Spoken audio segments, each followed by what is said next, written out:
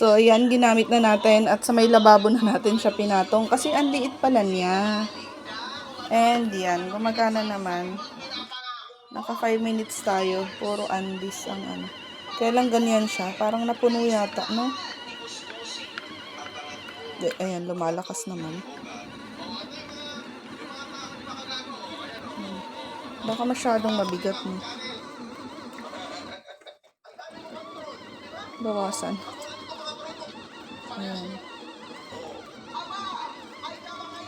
Ayan. Mga andis lang yan eh. Mga bra, ganun. Gentle naman siya, kaya okay lang siya sa mga sensitive na tulad ng mga braon, ng mga ganyan. Talagang kamay kasi gamit ko dyan, kaya ngayon tinry ko muna yan. Wait lang, bawasan natin. Ayan na siya. Ayan. Nagtanggal na ako. And yan, umiikot na siya ng maayos. So, yan. Close na natin. So, okay naman siya. Gumagana ang ating washing machine. Na mini. And yan na po. Spin na natin yan. Lagpas siya eh. So, yan. Spin natin. Spin, spin, spin. Open. Okay. Ayan. So, working siya. Ulo. Dapat hindi siya puno. Ay, ang lakas niya. Ang lakas niya, guys. Sorry. Sorry. Stop. Gumagalaw, no? Kasi, syempre, maliit siya. Pero, pwede yung spin niya. So, yun lang. So, this is my kind of mashed potato. So, butter ang nilagay. A little bit of milk. And then, paminta, asin. Ano pa ba? A little bit of tartar sauce. So, we'll see. Yun lang naman ang naikarga dyan. So, yan. I-mash ng i-mash. So, meron akong ayan, potato masher. So, yan lang. Ganyan lang siya habang mainit. So, nag-melt na talaga yung butter niyan. So, hindi siya katulad ng iba na ano. Anong tawag na ito? Masyadong parang creamy something.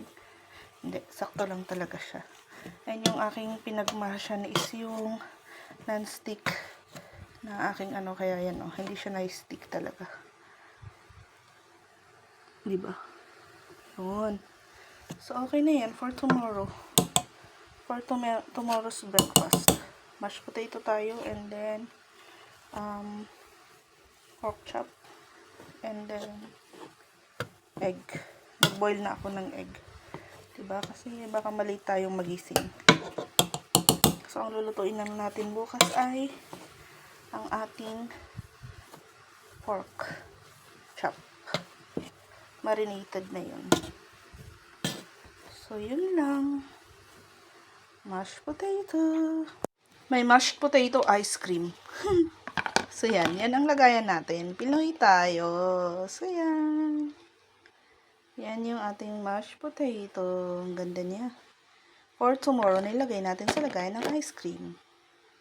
Lalagay pa sa ref yan. Charan!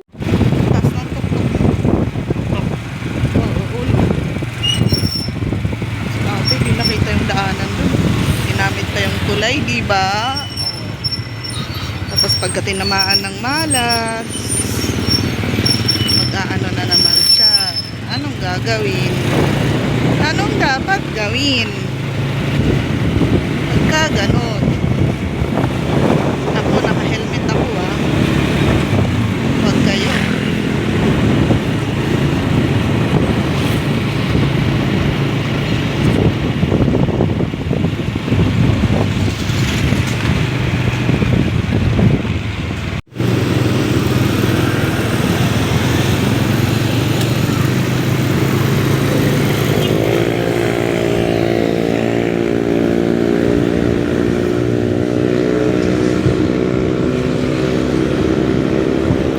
Ng cellphone ko, nakailaw. Lobat na naman to mamaya.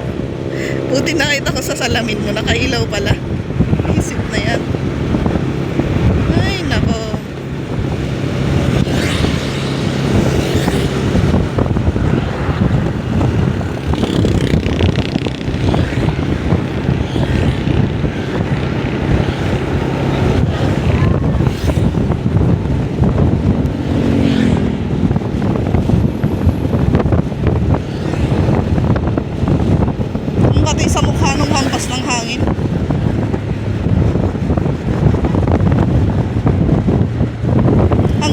oras ka? 5?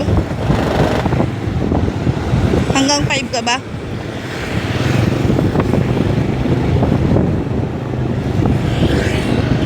Sinong panggabi? Di ba may panggabi na hanggang 7 o'clock ng umaga? Ha? Yung pang alas 9? Sino yon? Kaya tama lang na siyang nag-map kanina. Tapos may 7 to 3. Ikaw? Si Alex ang 7 to 3. AM? Oo. Tapos 3 AM to 9 si ano?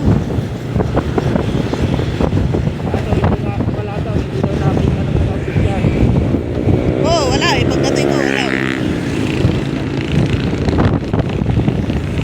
Nasaan si Leonard?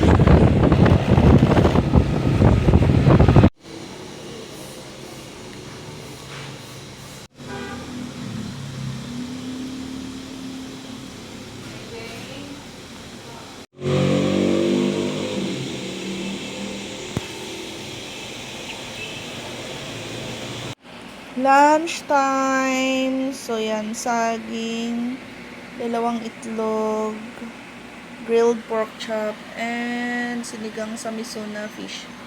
No rice for today. Starting today, no rice for today. So today is January 22. So kain na po. Kain, kain, kain, kain, kain, kain.